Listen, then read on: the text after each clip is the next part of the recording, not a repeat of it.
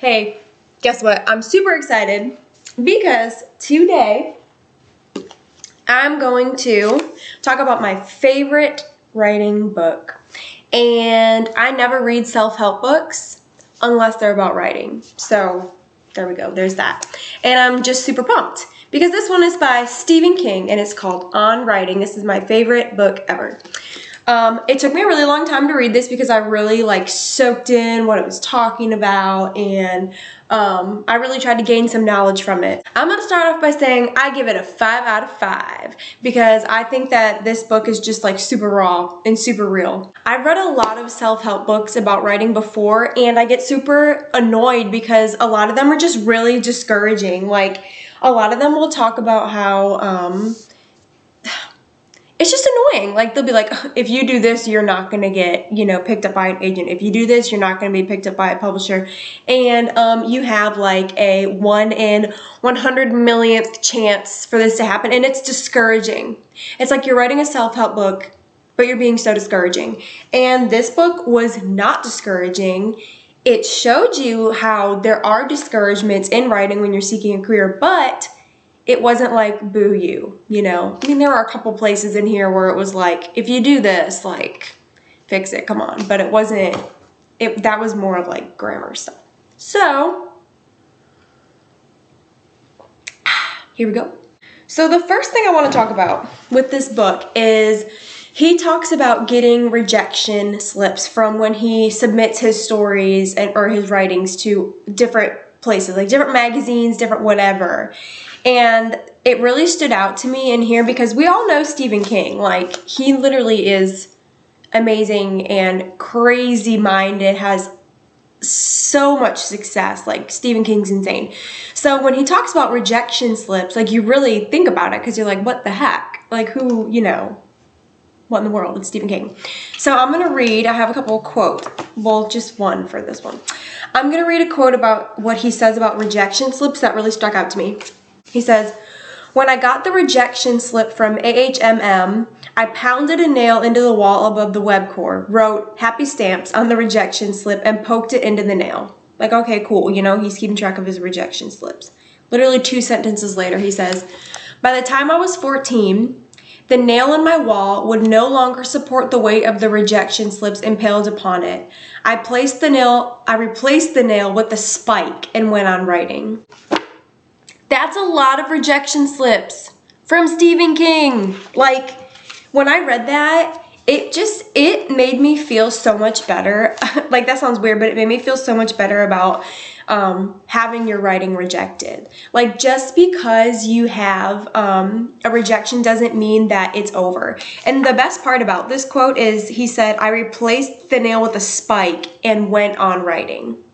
It wasn't over for him, and he knew that that's what he wanted to do with his life. He knew that's what he was supposed to do, and so he kept going.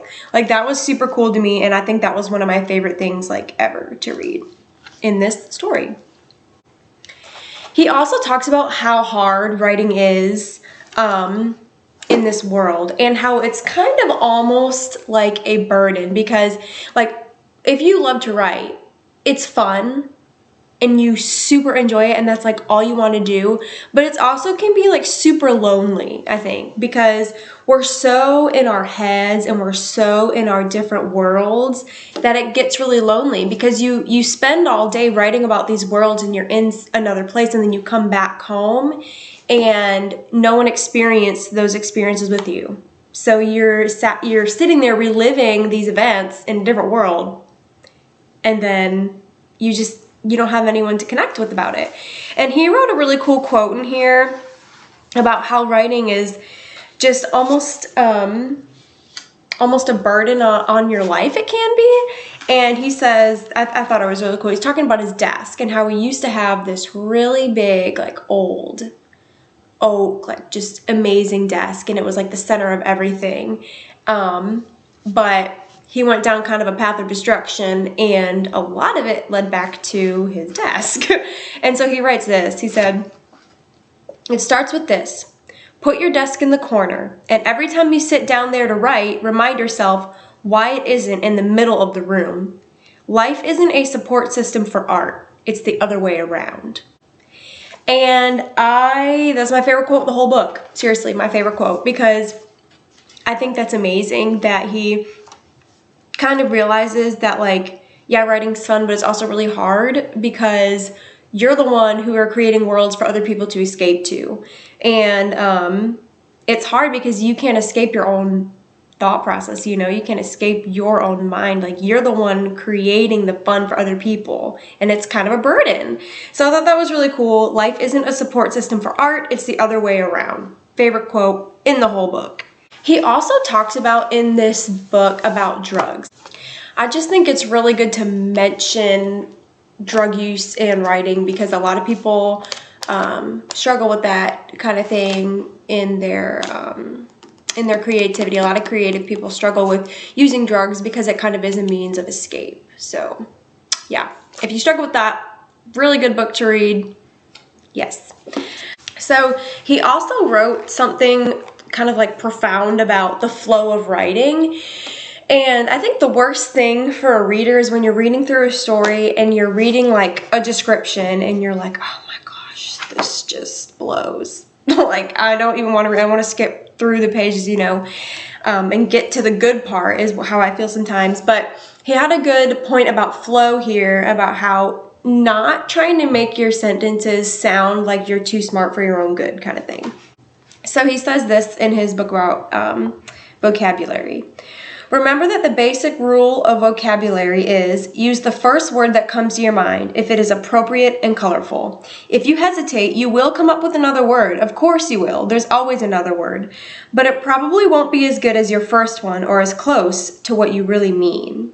I think that's super awesome because so many times, I'll be writing and I'm like, I'm writing really fast, I go through this sentence and I'm like, you want to think about how to make it more like artistic or make it sound more smart or whatever. But if that's how you're describing it, literally put it out there. Like that's what you thought in the moment. That's how you describe it.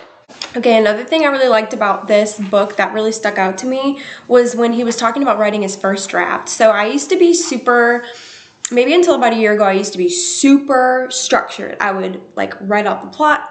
I would write the story. I would I would really plan it out like along the way the whole time. I had it all planned out before I even started writing, but he kind of like changed my mind about that, and I'm so thankful because I feel like my writing has gotten so much better since I read this book. And he said that he writes his first drafts in literally 3 months. And when I read that, I was like, yeah, no, because I write my first drafts in like a year. But what he said about why he does that so stuck out to me, and I'll read that for you so you know. He says, I believe the first draft of a book, even a long one, should take no more than 3 months, the length of a season. Any longer, and for me at least, the story begins to take on an odd foreign feel, like a dispatch from the Romanian Department of Public Affairs, or something broadcast on high-band shortwave during a period of severe sunspot activity. Like, what the heck? But what he's saying here is, if you kind of let your first draft be really stretched out in your writing, like, basically the sum of what he said is, you're going to lose your passion for it. It's going to seem kind of distant, and you're not going to feel that connection, and you're not going to feel that new like excitement you have toward it. And I 1000% agree. Like, I've been working on this story since the quarantine, because it's April 29th and this is the pandemic, whatever. I've been working on a story since quarantine. So about 2 months, and I really am kind of starting to lose like this fire I had for it. So I'm gonna try to finish it in this next month. So yeah, that was kind of life-changing to read for me. That's the last I'm gonna read from the book, but I just want to talk about something really quick.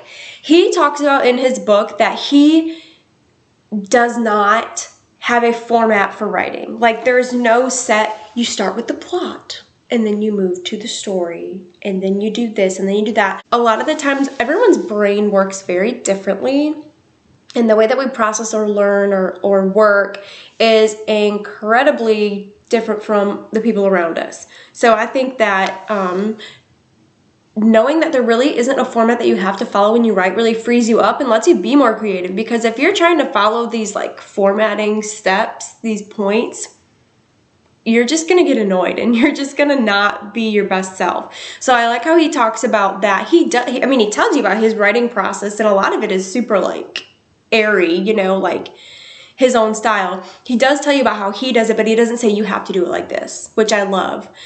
I thought that was a really beneficial thing to read in the book. And then one other thing that he talked about, it's the last thing. He talked about how he doesn't really plan out his characters' moves like down to a T, which I used to do when I wrote. I used to really plan out my plots, what the characters did, what they said, you know, all this kind of stuff.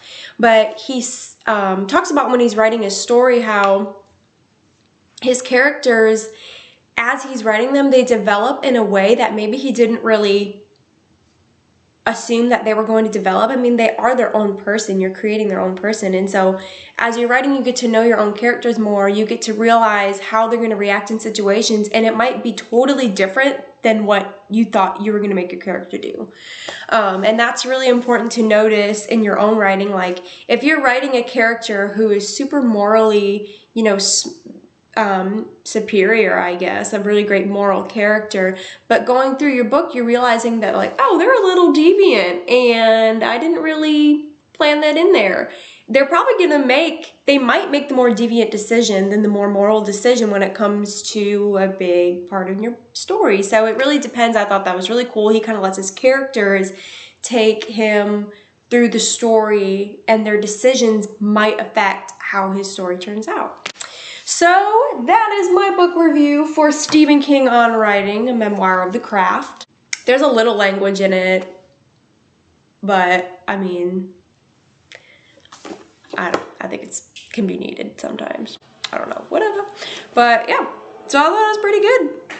Take a look, check it out. I hope everyone's doing well and having fun in their writing, and I bet you could find this on Amazon. I bought it at Barnes & Noble, but you can probably find it anywhere. So give it a check. All right, happy writing. Bye.